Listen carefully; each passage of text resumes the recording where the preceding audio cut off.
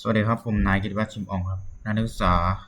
682000017สาขาวิชาเครื่องวิศวกรรมเครื่องกลครับวันนี้ผมก็มานำเสนอเกี่ยวกับ Tech and Point Tool นะครับก็ทำเป็นเส้นเคิร์ฟเป็นชื่อเราประมาณนี้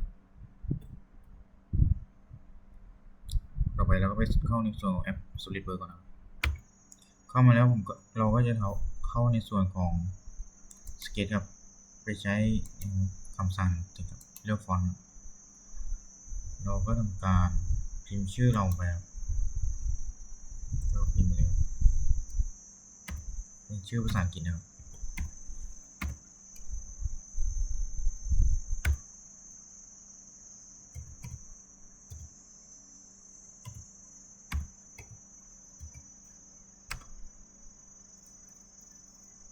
เดี๋ยวเราจะพาไปตอนที่เราพิมพ์เสร็จแล้ว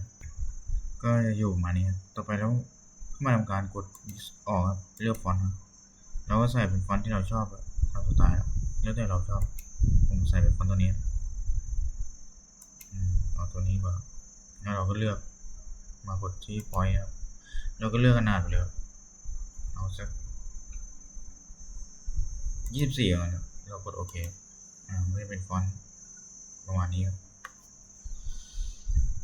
ต่อไปเราก็ไปทำการติ๊กถูกแล้วก็ใช้คำสั่ง text เดิม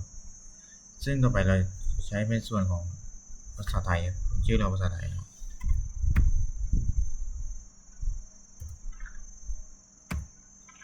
เดี๋ยวผมจะตัดไปตอนที่พิมพ์เสร็จแล้วก็เสร็จแล้วนะครับแล้วเราก็กด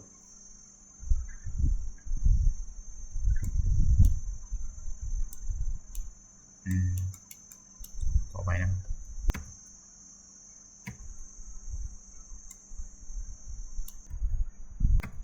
ซึ่งในส่วนของตัวภาษาไทยเราก็ยังใช้ไม่ได้ครับเพราะว่าฟอนต์ตัวนี้มันไม่รองรับภาษาไทยครับเราก็มาทำการกด use เราก็ไปทำการเลือกฟอนต์ที่มันรองรับภาษาไทยโดยกดพิมพ์หาได้ครับผมจะเลือกเป็นคำสั่งนี้เป็นฟอนต์ตัวนี้เอาสักตัวหนาไปเลือกที่กดไปเลือกอยู่ที่24กดโอเคครับอันนี้มันก็จะเป็นฟอนต์ที่รองรับภาษาไทยนะต่อไปเราก็มาทำการที่จะเล่นในส่วนของเคิร์ฟนะครับ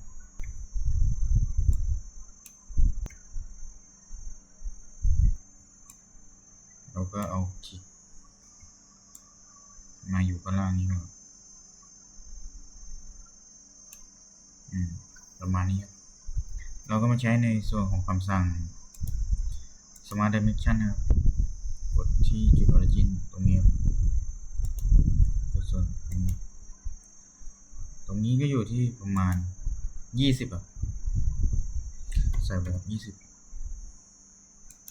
แล้วก็ยังอยู่ใน Smart Dimension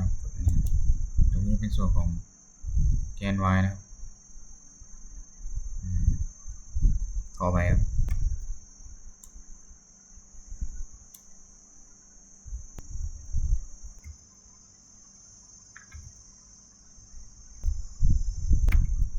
เอาใหม่นะครับต่อไปเราก็มาทำการใช้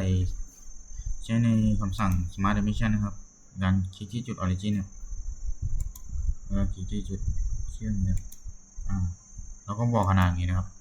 มันอยู่ที่10นะครับติ๊กไปเลยครับ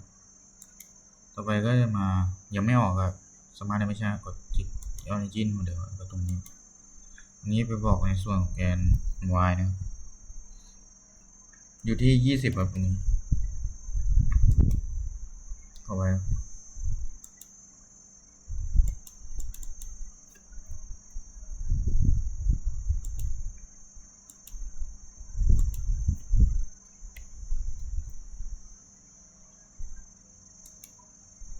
ก็จะอยู่ประมาณนี้นะครับ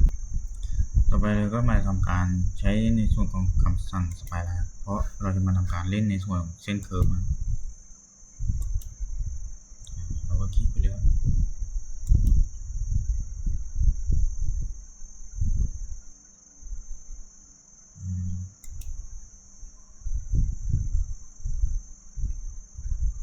ประมาณนี้ครับ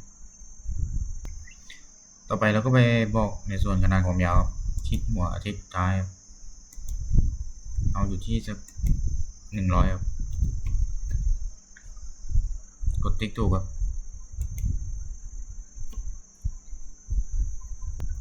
ต่อไปเราก็มาทำการกดที่ตัวของเส้นกดคลิกที่เส้นนี้1 ทีครับเราก็ไปเลือกของ for conduction นะครับซึ่งมันจะทำการเป็นเส้นปลายนะครับไม่ใช่เส้นเซนเตอร์นะครับมันก็จะได้ประมาณนี้ครับต่อไปเรากดที่ส่วนของชื่อครับ2 ทีเรามากดที่เส้นเคิร์ฟนะมันจะขึ้นว่า sketch กดที่เคิร์ฟนะเรามากดที่เส้นเนี่ยชื่อมันก็จะไปอยู่บนเส้นตัวเส้นเคิร์ฟนะแล้วถ้ามันอยู่ตรงมุมนี้เราก็ทำการเลือกนี้ได้ว่าอยู่ตรงไหนอันนี้คืออยู่ตรงกลางอันนี้ก็อยู่ริมครับอันนี้คือขยายเต็มผมจะไปเลือกอยู่ตรงกลางครับก็ประมาณนี้ครับก่อนเราจะทำการ extrude แล้วเราก็ต้องมาดูนะว่าชื่อเรามันมีซ้อนกันไหมครับโดยอย่างผมไม่มีนะครับเราก็กดคลิกถูกครับไปที่ feature manager กดที่ extrude รอสักครู่นะครับมันก็มาเป็นส่วนนี้ครับอันนี้เป็นบอกความหนาของตัวไอสีเหลืองเราอยู่ที่มาสัก2ให้มันมีแบบว่าดูแบบมีประมาณนี้ครับมันดูสวยพอได้แล้วเรากดติ๊กถูกครับ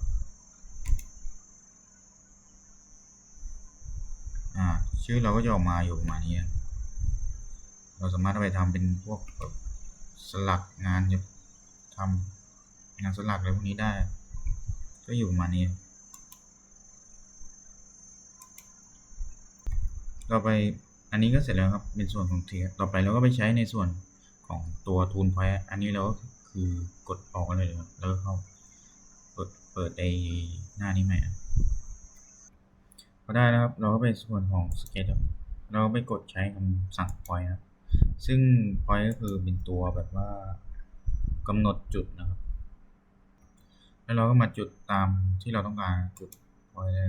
จุดไปเลยที่เราต้องการโดยอันนี้ผมให้ทำแบบธรรมดาเลยนะก็จะอยู่มานี้ต่อไปเราใช้ในส่วนของคำสั่ง smart dimension ให้ smart dimension นะครับอย่างระยะ x เนี่ย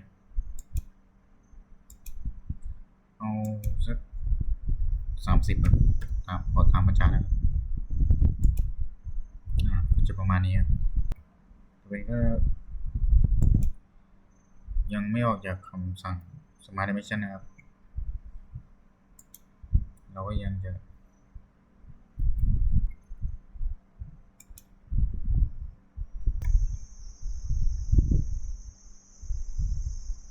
เราคลิกที่ส่วนจุด origin นะ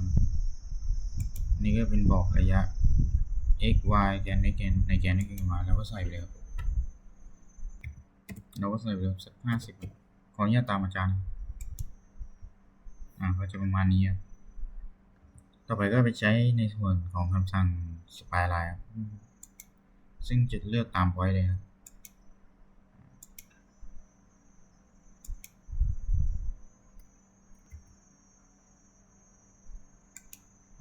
ตามที่เราปล่อยไว้นะครับตามจุดเลยครับแล้วกด ESC มันก็จะอยู่ประมาณนี้ครับก็ในส่วนของ text and point to นะครับก็จะมีอยู่ประมาณนี้ครับก็คลิปนี้ก็สวัสดีครับ